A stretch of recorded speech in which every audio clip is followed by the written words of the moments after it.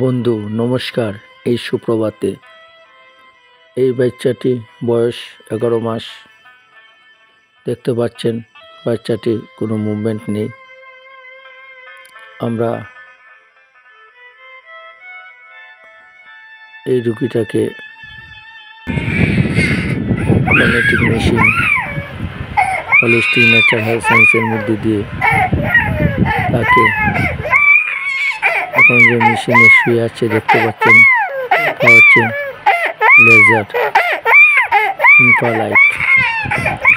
Automatic মেশিনের ভিতরে movement হচ্ছে।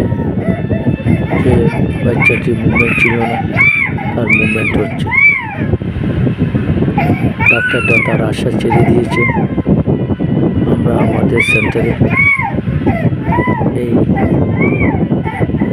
ইলেকট্রনিক বেড লাইটের মধ্যে দিয়ে তার মুভমেন্ট আপনারা দেখতে পাচ্ছেন।